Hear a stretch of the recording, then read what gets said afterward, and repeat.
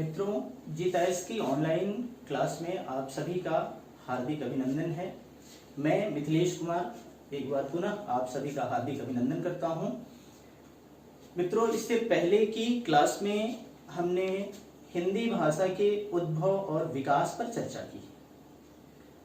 आज की हमारी जो क्लास है, आज का हमारा जो वीडियो है वो शब्द रचना पर आधारित है। हम शब्द रचना के बारे में पढ़ेंगे।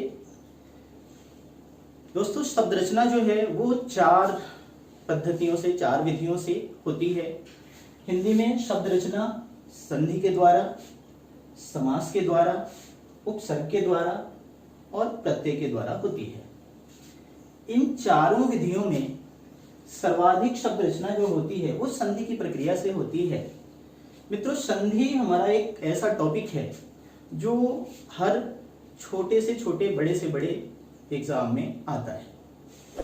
संधि वैसे होती तो बड़ी सरल है, लेकिन कई बार छात्र जो होते हैं वो इसमें उलझ जाते हैं। उन्हें संधि विच्छेद करने में परेशानी होती है या संधि पहचानने में परेशानी होती है।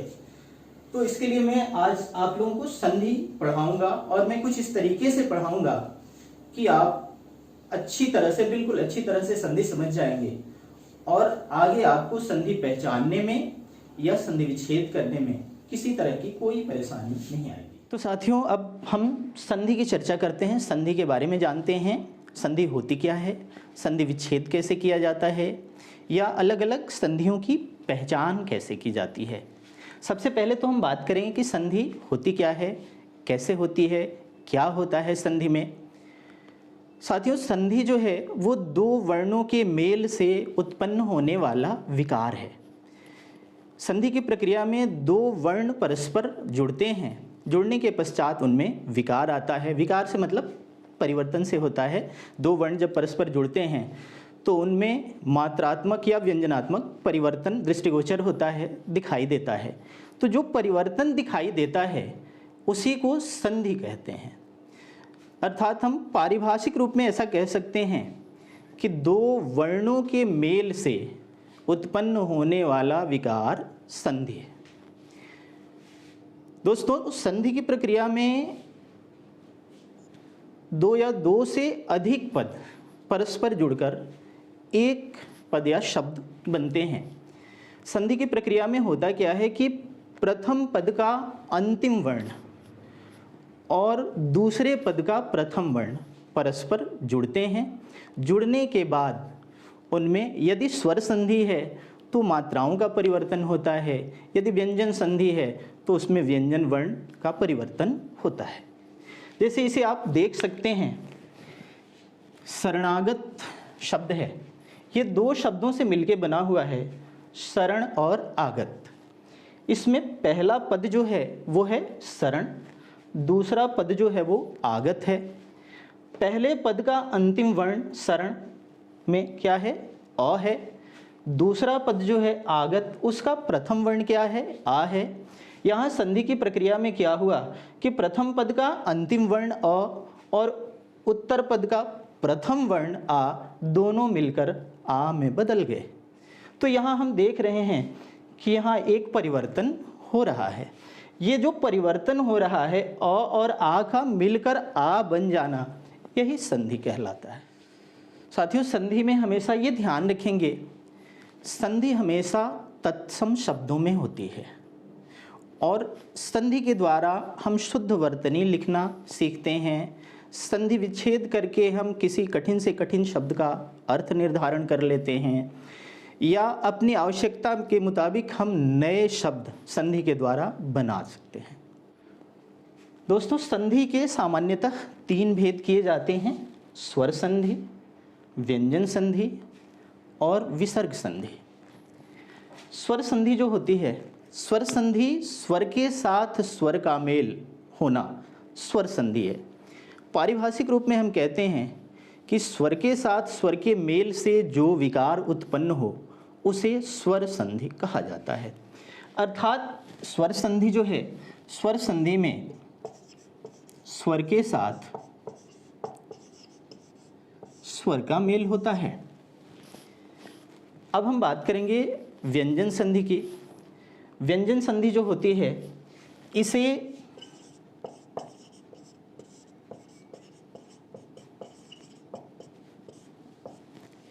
हल संधि के रूप में भी जाना जाता है। व्यंजन संधि को हल संधि भी कहा जाता है। हल इसमें व्यंजन संधि के अंतर्गत इसके प्रथम भाग का अंतिम वर्ण जो है वो व्यंजन होता है और दूसरे भाग का प्रथम वर्ण व्यंजन भी हो सकता है या स्वर भी हो सकता है। अर्थात हम पारिभाषिक रूप में ऐसा कह सकते हैं कि व्यंजन के साथ स्वर या व्यंजन के मेल से जो विकार उत्पन्न हो उसे हम व्यंजन संधि कहेंगे। अब हम बात करेंगे विसर्ग संधि की। विसर्ग संधि में पहले भाग के अंत में विसर्ग होता है। दूसरा पद जो है उसका प्रथम वर्ण स्वर भी हो सकता है या व्यंजन भी हो सकता है। अर्थात हम कह सकते हैं कि विसर्ग के साथ स्वर या व्यंजन के मेल से जो विकार उत्पन्न हो उसे विसर्ग संधि कहेंगे। अर्थात व्यंजन संधि के लिए हम ये चीज़ ध्यान रखें कि व्यंजन के साथ स्वर या व्यंजन का मेल। विसर्ग संधि के लिए हमें ये ध्यान रखना है कि विसर्ग के साथ स्वर या व्यंजन का मेल। हमें इनकी परिभाषा याद रखने की ज़रूरत नहीं होती, क्योंकि अगर हमें ये कंडीशंस पता हैं कि स्वर संधि में ऐसा होता है, व्यंजन संधि में ऐसा होता है और विसर्ग संधि में ऐसा होता है, तो इसी से हम इनकी परिभाषा गढ़ लेते हैं। सामान्य रूप से हम कहेंगे कि स्वर के साथ स्वर के मेल से जो विकार उत्पन्न हो उसे स्वर संधि कहेंगे। व्यंजन के साथ स्वर या व्यंजन के मेल से जो विकार उत्पन्न हो उसे हम व्यंजन संधि कहेंगे। विसर्ग के साथ स्वर या व्यंजन के मेल से जो विकार उत्पन्न हो उसे हम विसर्ग संधि के रूप में देखते हैं, उसे हम विसर्ग संधि। हालांकि कई जगहों पर हमें इसके अपवाद भी देखने को मिलते हैं। एक सामान्य सी प्रक्रिया तो ये जरूर है कि व्यंजन के साथ स्वर या व्यंजन, लेकिन कई बार व्यंजन संधि में हम देखते हैं कि यहाँ पर स्वर होता है, पहले भाग के अंत में कई बार स्वर भी मिलते हैं। अपवाद स्वरूप ऐसा होता है, बावजूद इसके इसको व्यंजन संधि में क्यों रखते हैं? तो कारण ये है कि इसमें जो परिवर्तन होता है वो व्यंजन का होता है। जहाँ व्यंजन परिवर्तित होता है, भले यहाँ पर स्वर ही क्यों न हो, उसे हमें व्यंजन संधि के अंतर्गत ही रखना होता है। अब चर्चा करते हैं हम स्वर संधि की। स्वर संधि जो है, जैसा कि पहले हम लोगों ने देखा, पहले भी हम लोगों ने पढ़ा कि स्वर के साथ स्वर के मेल से जो विकार उत्पन्न हो उसे हम स्वर संधि कहते हैं। अब स्वर संधि के भेदों की चर्चा करेंगे हम लोग। स्वर संधि के 5 भेद किए जाते हैं। स्वर संधि का पहला भेद दीर्घ संधि, गुण संधि, वृद्धि संधि, यण संधि और अयादि संधि। अब सबसे पहले हम लोग चर्चा करेंगे दीर्घ संधि पर। दीर्घ संधि क्या होती है, कैसे होती है और हम दीर्घ संधि की पहचान कैसे करेंगे। अमूमन इसमें जो प्रश्न किए जाते हैं वो या तो संधि विच्छेद करने के लिए दिया जाता है, कोई शब्द होता है जिसका छात्र को, बच्चे को संधि विच्छेद करना होता है, या फिर शब्द दे के सीधे सीधे पूछ लिया जाता है कि इसमें कौन सी संधि है, इसकी पहचान कीजिए। तो इसके लिए हमें ये पता होना चाहिए कि दीर्घ संधि की पहचान क्या होती है, क्या परिवर्तन होता है, तो हम उसे दीर्घ संधि के अंतर्गत रखते हैं। तो आइए अब हम लोग देखते हैं दीर्घ संधि की पहचान, या यूँ कहें कि दीर्घ संधि की परिभाषा क्या होती है। दीर्घ संधि, जैसा कि इसके नाम से ही हमें दिख रहा है, दीर्घ मतलब बड़ा। दीर्घ संधि में मात्राओं का दीर्घीकरण होता है। अर्थात दीर्घ संधि के अंतर्गत 2 सजातीय या सवर्ण स्वर परस्पर जुड़ते हैं और जुड़ने के पश्चात मात्रा का दीर्घीकरण हो जाता है। सामान्य शब्दों में हम कहें तो मात्राएं बड़ी हो जाती हैं, जैसा कि अ और अ में संयोग हो तो जुड़ने के बाद, चूंकि ये दोनों ही ह्रस्व स्वर हैं, जुड़ने के बाद ये दोनों मिलकर के इसका दीर्घीकरण हो गया, ये किस में बदल गया, आ में बदल गया। इसी तरह से हम देखते हैं कि यहाँ अ है, आ है, तो ये भी जुड़ने के बाद क्या होगा, दीर्घीकरण होगा, यानी आ में बदलेगा। आ जुड़ेगा तो भी आ में बदलेगा। ह्रस्व ई छोटी छोटी जुड़ेगी तो बड़ी में यहाँ भी मात्रा का दीर्घीकरण हुआ। इसी तरह से आप देख सकते हैं कि यहाँ ऊ के साथ भी जुड़ने के बाद क्या होता है, मात्रा का दीर्घीकरण होता है, री के साथ भी मात्रा का दीर्घीकरण होता है। अब यहाँ पर चूंकि एक कन्फ्यूजन होती है बच्चों को, जैसा मैंने कहा कि दो सजातीय स्वर या दो सवर्ण स्वर। सजातीय कहने से तात्पर्य ये होता है कि अ और आ सजातीय होते हैं, ह्रस्व दीर्घी ये सजातीय होते हैं, ह्रस्व दीर्घ यानी छोटा ऊ बड़ा ऊ ये सजातीय होते हैं। री जो है, री का पहले वर्णमाला में दोनों स्वरूप स्वीकृत थे, छोटा री भी होता था, बड़ा री भी होता था, लेकिन जब हमारे हिंदी की मानक वर्णमाला आई तो उसमें हम री के एक ही संकेत को स्वीकार करते हैं। एक ही संकेत होता है छोटी मात्रा के लिए भी, बड़ी मात्रा के लिए भी। तो साथियों, अब हम स्वर संधि के एक भेद दीर्घ संधि जिस पर हमने चर्चा की उसे कुछ उदाहरणों के द्वारा हम देखेंगे, समझेंगे कैसे करना चाहिए, क्या होता है, हमें किन किन चीज़ों का ध्यान रखना चाहिए। एक पहला शब्द जो मैंने यहाँ पहले उदाहरण के रूप में लिखा है, रत्न धन आकर, रत्नाकर। यहाँ आप देखिए अ आ दोनों मिलकर आ में बदल जा रहा है। दूसरा शब्द जो मैंने लिखा है पुरा धन अवशेष, यहाँ पर आप देखेंगे कि आ में संधि हो रही है और दोनों मिलकर आ में बदल रहा है। तीसरे शब्द में आप देखेंगे यहाँ पर पराधन अर्ध, यानी आ और आ में संधि हो रही है और दोनों मिलकर आ में बदल रहा है। अगला शब्द देखिए पर धन अधीन, पराधीन, यहाँ भी अ और अ मिलकर के आ में बदल रहा है।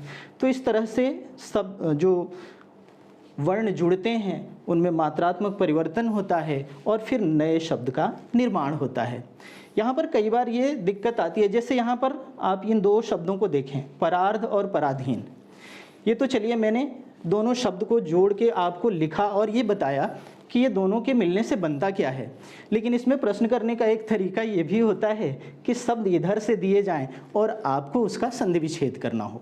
तो यहाँ पर एक चीज़ आप ध्यान दें, ये दोनों शब्द एक जैसे ही लग रहे हैं ना, परार्ध और पराधीन। यहाँ पर परा है, यहाँ पर पर है, ये आपको थोड़ा सा परेशान कर सकता है कि ऐसा क्यों हुआ। तो इसके लिए सबसे खास चीज़ जो ध्यान रखनी होती है वो ये होती है कि संधि में जो दोनों शब्द होते हैं यदि वे उपसर्ग या प्रत्यय के रूप में नहीं हैं तो उनका कुछ न कुछ निश्चित अर्थ होता है। हाँ, यदि उपसर्ग या प्रत्यय के रूप में है तो उपसर्ग और या प्रत्यय का कोई निश्चित अर्थ नहीं होता, वो शब्द के अनुसार बदलते रहते हैं। लेकिन यदि कोई शब्द है तो उसका निश्चित तौर पे यहाँ पर अर्थ होना स्वाभाविक है। अब यहाँ पर इन दो शब्दों की अगर हम बात करें, यहाँ पर परा है, यहाँ पर पर है।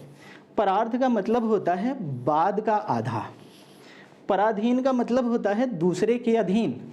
तो जाहिर सी बात है कि यदि यहाँ पर हमने पर लिखा होता तो ये हो जाता दूसरा आधा, और यहाँ पर हमने परा लिख दिया होता तो ये होता कि बाद का अधीन। तो शब्दों के अर्थ ही समाप्त हो जाते, शब्दों का अर्थ ही बिगड़ जाता। इसलिए यहाँ पर परा शब्द है, परार्ध, पराधन अर्ध यानी बाद का आधा, यहाँ पर परधन अधीन यानी दूसरे के अधीन, पराधीन। अर्थात कुल मिला जुला के मैं ये कहना चाह रहा था, आप तक ये बात पहुँचाना चाह रहा था कि यहाँ पर शब्दों का ध्यान रखना अत्यंत आवश्यक है और आपको शब्दों की मूलभूत जानकारी होनी चाहिए। यदि आपको शब्दों की मूलभूत जानकारी नहीं है तो इस तरह की गलतियाँ आप अक्सर कर जाएंगे। और ये चीज़ें आती कैसी हैं? ये चीज़ें जो होती हैं, आप जितना ज़्यादा से ज़्यादा अभ्यास करेंगे उतनी ही ये चीज़ें आपकी रिफाइन होती जाएंगी, उतना ही आप इन चीज़ों में दक्ष पारंगत होते जाएंगे। आगे के कुछ उदाहरणों में हम देखते हैं, जैसे अतिधन इत, अतीत, यहाँ पर हम देख रहे हैं ई दोनों मिलकर के बड़ी ई में बदल रहा है। वही चीज़ यहाँ देखिए नदी धन ईस, यहाँ नदी में भी बड़ी ई की मात्रा, ईस में भी बड़ी ई की मात्रा है, दोनों मिलकर बड़ी ई में बदल गया। अब यहाँ पर भी आपको एक कन्फ्यूजन होगा कि यहाँ अगर संधि विच्छेद करने के लिए यही शब्द दिए जाएं, आप इसको तोड़ेंगे, आप इसका संधि विच्छेद करेंगे तो यहाँ छोटी मात्रा हो या बड़ी मात्रा हो, कुल मिला जुला के बात फिर वही है कि आपको यहाँ ये शब्द पता होने चाहिए कि इस शब्द को हम छोटी मात्रा से लिखते हैं या बड़ी मात्रा से लिखते हैं। तो इस तरह से यदि आप ध्यान रखेंगे तो आप बड़े अच्छे से सावधानी पूर्वक सरलता से संधि विच्छेद को कर सकते हैं या संधि को पहचान सकते हैं। यहाँ इसकी बड़ी साधारण सी पहचान है कि यहाँ इसमें मात्राओं का दीर्घीकरण हुआ है। संधि विच्छेद करने से पहले सबसे खास चीज़ ये होती है दोस्तों कि जो भी शब्द आपको दिया गया है, आप प्रथमतः उसमें 2 शब्द इमेजिन करें कि किन 2 शब्दों से मिलकर वो शब्द बना हुआ है। जब वो 2 शब्द आप इमेजिन कर लेंगे तो ये जो पिक्चर है वो आपके दिमाग में बन जाएगा कि किन किन के मिलने से बना हुआ है, और फिर आपको ये भी ध्यान आ जाएगा कि इसमें मात्रा छोटी होती है या बड़ी होती है। साथियों, अब हम बात करेंगे गुण संधि की। गुण संधि की पहचान कैसे होती है, या गुण संधि से बना हुआ कोई शब्द है तो उसका संधि विच्छेद करेंगे। पहचान के लिए सभी संधियों में इनमें आपको ये ध्यान रखना है कि कौन कौन से वर्ण संयोग कर रहे हैं और जुड़ने के बाद उसमें जो परिवर्तन हो रहा है वो कैसा हो रहा है, वही इनकी परिभाषा या पहचान होती है। तो अगर हमें ये ध्यान है कि इस वर्ण के बाद ये वर्ण आएगा और दोनों के मिलने से ये परिवर्तन होगा, तो जाहिर सी बात है कि हम दिए हुए शब्द से भी पहचान लेंगे कि संधि कौन सी है। अब हम बात करेंगे गुण संधि की। तो साथियों, गुण संधि की पहचान ये होती है कि इसमें प्रथम शब्द के अंत में अ या आ हो और बाद वाले शब्द के आरंभ में छोटी या बड़ी ई हो, तो दोनों मिलकर ए में बदल जाता है। जैसे यहाँ देख सकते हैं आप, रत्न धन ईस, रत्नेश। यहाँ रत्न में क्या है, ए अ है, और यहाँ बड़ी है, अ और बड़ी मिलकर के एक ही मात्रा में बदल गए। ठीक इसी प्रकार शब्द के प्रथम भाग के अंत में अ या आ हो और बाद वाले भाग के आरंभ में छोटा या बड़ा ऊ हो, तो दोनों मिलकर ओ में बदल जाता है। जैसे उदाहरण के रूप में आप यहाँ देख सकते हैं, महाधन उदय, महोदय। यहाँ महा शब्द में अंत में क्या है, आ है, यहाँ आरंभ में क्या है, ऊ है। आ और ऊ मिलकर ओ में बदल गए। इसी तरह से आप देख सकते हैं, तीसरे उदाहरण को देखिए।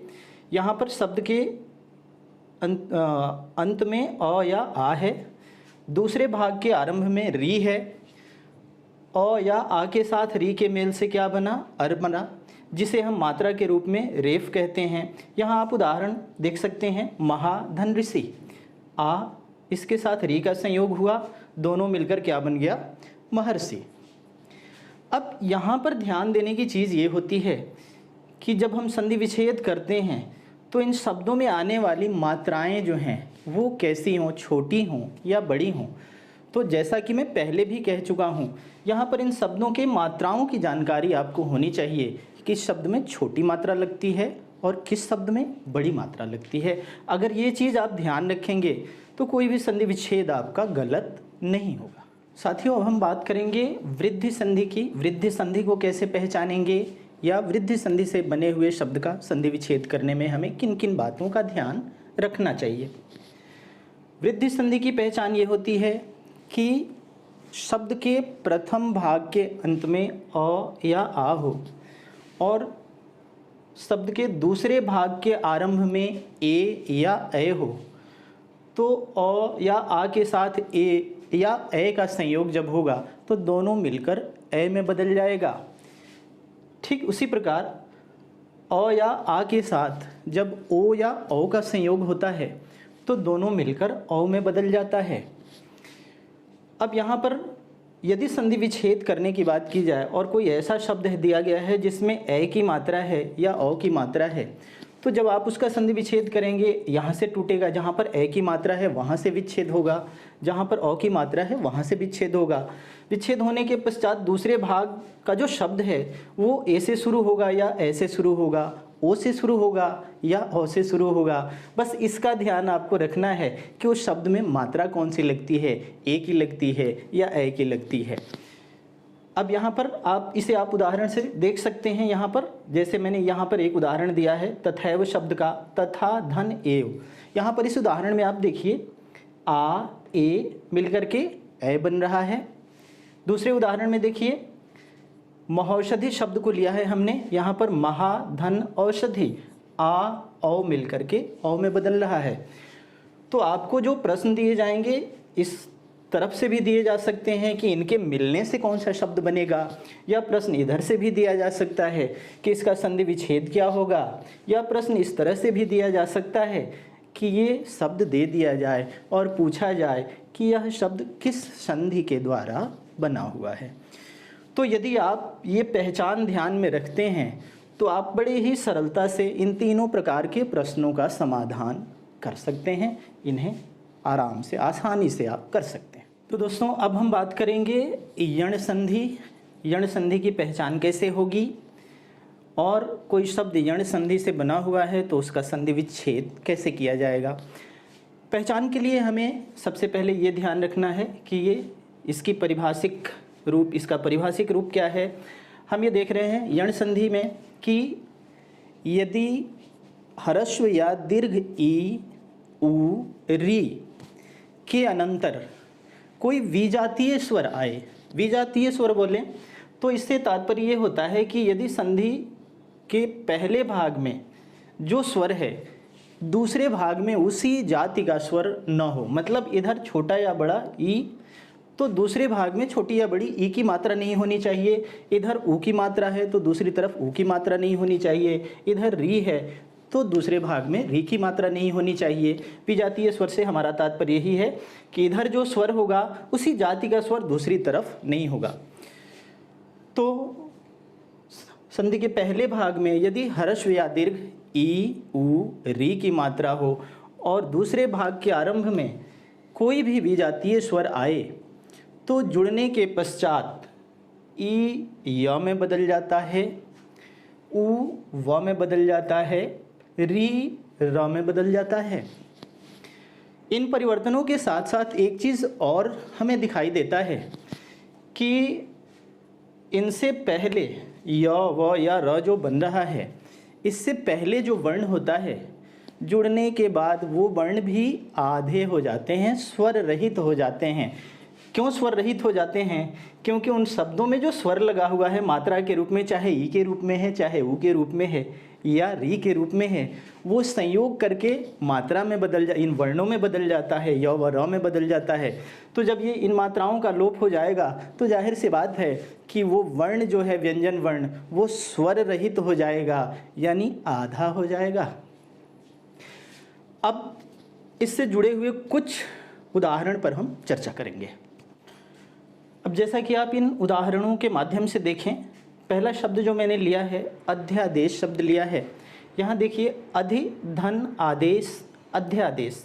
अब यहाँ देखिए पहले भाग के अंत में अधि शब्द जो है इसके पहले भाग के अंत में कौन सी मात्रा है? छोटी ई की मात्रा है। ये छोटी ई की जो मात्रा है वो देखिए यहाँ पर य में बदल गई।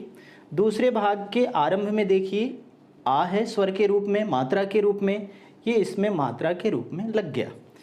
तो यहाँ आप देख रहे हैं कि ई जो है वो य में बदल रहा है।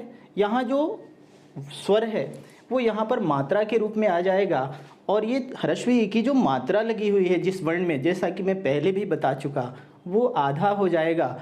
आधा इसलिए हो जाएगा कि इसके साथ जो स्वर जुड़ा हुआ है मात्रा के रूप में, वो स्वर यहाँ पर आकर के य में बदल गया। ये वर्ण स्वर रहित हो गया, इसलिए यहाँ पर ये आधा हो गया। इसी प्रकार आप देख सकते हैं दूसरा शब्द जो मैंने स्वागत लिया है, सुधन आगत। स में जो ऊ की मात्रा है वो व में बदल गया, स आधा हो गया क्योंकि यहाँ से स्वर निकल गया, आ की मात्रा व के आगे लग गई। तो इस प्रकार ये शब्द बन गया स्वागत। तीसरे शब्द में भी आप देखिए पितृधन आज्ञा, पित्राज्ञा। यहाँ पर त के साथ री की मात्रा है। री की जो मात्रा है त्र में यहाँ पर देखिए र व्यंजन के रूप में आ गई। यहाँ पर यही चीज़ क्या है? स्वर के रूप में है। जब ये जुड़ गया तो ये स्वर यहाँ पर त्र में क्या हो गया? व्यंजन हो गया। और इसके आगे जो आ है वो देखिए यहाँ आ की मात्रा के रूप में बदल जाती है। तो इस तरीके से आप यण संधि को पहचान सकते हैं, इसको कर भी सकते हैं, इसमें आपको कोई परेशानी नहीं होगी। एक चीज़ ऐसे ही मान लीजिए कि कोई शब्द दिया हुआ है और ये प्रश्न किया गया है कि ये किस संधि से बना है। आधे वर्ण के बाद आप देखेंगे, आधे वर्ण के बाद य व र अगर आया हो तो आप ऐसे भी देख के पहचान सकते हैं कि ये शब्द यण संधि से बना हुआ है। तीनों ही शब्दों में आप देख सकते हैं, यहाँ भी आधे वर्ण के बाद देखिए य है, यहाँ आधे वर्ण के बाद देखिए व है, यहाँ आधे वर्ण के बाद देखिए र है। तो आप इस तरीके से बिना किए हुए भी ऐसे शब्दों को देख करके पहचान सकते हैं कि ये यण संधि से बने हुए हैं। तो मित्रों, अब बात करेंगे हम लोग स्वर संधि के अंतिम भेद अयादि संधि की। अयादि संधि से बने हुए शब्दों की पहचान कैसे करेंगे, या फिर अयादि संधि से बना हुआ कोई शब्द है तो उसका संधि विच्छेद करने में हमें क्या क्या ध्यान रखना है, इसके तहत हम लोग ये चीज़ सीखेंगे, जानेंगे। अयादि संधि की पहचान बड़ी सामान्य है, जैसा हमने यण संधि में देखा ठीक उसी से काफ़ी हद तक मिलती जुलती यहाँ भी पहचान है। अयादि संधि में भी वही चीज़ है, शब्द के पहले भाग के अंत में ए, ओ या औ की मात्राएं हों और दूसरे भाग के आरंभ में कोई विजातीय स्वर हो। जैसे यण संधि में विजातीय स्वर की बात थी, वैसे यहाँ भी विजातीय स्वर ही आना है। दूसरे भाग के आरंभ में कोई भी विजातीय स्वर आए तो संधि होने के बाद दोनों के जुड़ने के पश्चात ए अय में बदलता है, अय आय में बदलता है, ओ अव में बदलता है, औ आव में बदलता है।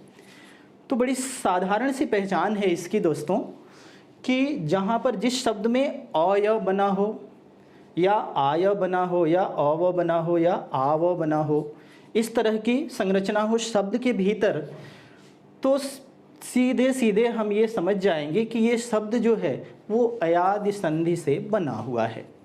दूसरी चीज़, जब हम संधि विच्छेद करते हैं तो उस समय भी हमारे लिए ये काम बड़ा आसान हो जाता है कि जहाँ पर जिस शब्द के अंतर्गत अय दिख रहा है उसका जब संधि विच्छेद करेंगे तो प्रथम भाग का जो अंतिम अक्षर है, अंतिम वर्ण है, उस पर हम ए की मात्रा लगाएंगे। जहाँ आय बन रहा है उसमें ए की मात्रा लगाएंगे। जहाँ अव बन रहा है वहाँ ओ की मात्रा लगाएंगे। जहाँ औ बन रहा है वहाँ पर हम आव की मात्रा लगाएंगे। दूसरा भाग जितना बचा हुआ है उसे बिल्कुल उसी तरह से उठा के रख देना होता है, उसमें किसी तरह का कोई परिवर्तन वांछित नहीं होता। अब इसे हम कुछ उदाहरणों के द्वारा समझ सकते हैं। जैसा कि आप देख रहे हैं, मैंने यहाँ पहला शब्द जो उदाहरण का दिया है वो शब्द है नयन। यदि आप इस शब्द की संरचना पर ध्यान दें तो न, य, न, यहाँ पर आपको क्या दिखेगा? अय। अय पहले मैं बता गया कि जहाँ पर अय बनता है उससे ठीक पहले वाले वर्ण में ए की मात्रा होती है। तो देखिए इसका संधि विच्छेद न, जो इसका पहला वर्ण है उस पर ए की मात्रा लग गई, और दूसरा भाग जो बचा हुआ है य में अ की मात्रा है अ, और क्या बचा? न। एज इट इज़, जैसा है वैसा ही उठा के रख देना है। बस हमें सिर्फ मात्राओं का निर्धारण करना है कि अय, आय या अव, आव जो है उसके आधार पर हमें ए, ओ या औ का निर्धारण करना है। बाकी जो दूसरा भाग होगा संधि विच्छेद का, उसके लिए आपको कुछ करना ही नहीं है। जो बच रहा है शब्द में उसे उठाकर ज्यों का त्यों लिख देना है। दूसरे उदाहरण में आप देख सकते हैं नायक। यहाँ पर आ य जहाँ बनता है उसके लिए ए की मात्रा होती है, इसलिए यहाँ क्या हुआ? नए। दूसरे भाग में जैसा का तैसा मैंने उठा के रख दिया अक। तीसरा उदाहरण आप देखिए नायिका। आ की मात्रा है न के आगे लगा हुआ, अर्थात यहाँ भी ए की मात्रा लगेगी, लेकिन यहाँ य में ई की मात्रा लगी है, छोटी ई की मात्रा लगी है, तो दूसरा भाग हमारा क्या होगा? इका। ठीक इसी प्रकार हम अगले उदाहरण को देखिए, पवन। यहाँ अ व के लिए ओ की मात्रा होती है, प जो है इसमें ओ की मात्रा लगी, दूसरे भाग में अन, जैसा का तैसा उठा के रख दिया। दूसरा शब्द आप देखें पावक। यहाँ आ की मात्रा लगी हुई है, अर्थात आ व बन रहा है शब्द में, तो यहाँ औ की मात्रा लगी, पौधन अक। तीसरा उदाहरण आप देखेंगे पवित्र। यहाँ प के आगे आ की मात्रा नहीं लगी है, इसलिए यहाँ पर पो होगा पहला भाग। दूसरे भाग के लिए हमें ये देखना है कि वो में कौन सी मात्रा है, तो आप देख रहे हैं छोटी की मात्रा है और त्र है, इसलिए यहाँ पर दूसरा भाग क्या हुआ? इत्र, पवित्र। तो इस प्रकार इसे आप पहचान भी सकते हैं। अय, आय, अव, आव अगर शब्द संरचना के भीतर है तो ये शब्द जो है वो अयाद्य संधि से बना हुआ है। दूसरी चीज़, जब आप संधि विच्छेद करते हैं तो संधि विच्छेद करते वक्त हमेशा ये ध्यान रखें कि जहाँ शब्द संरचना में अय है वहाँ ए की मात्रा लगाएं, जहाँ आय है वहाँ ए की मात्रा लगाएं, जहाँ अव है वहाँ ओ की मात्रा लगाएं, जहाँ आव है वहाँ औ की मात्रा लगाएं। तो इस प्रकार बड़े ही सरलता से आप इन शब्दों का संधि विच्छेद भी कर सकते हैं। तो साथियों, हमने आज स्वर संधि के 5 भेदों के बारे में पढ़ा, उनकी पहचान हमने देखी कि कैसे होती है या फिर कैसे संधि विच्छेद किया जाता है।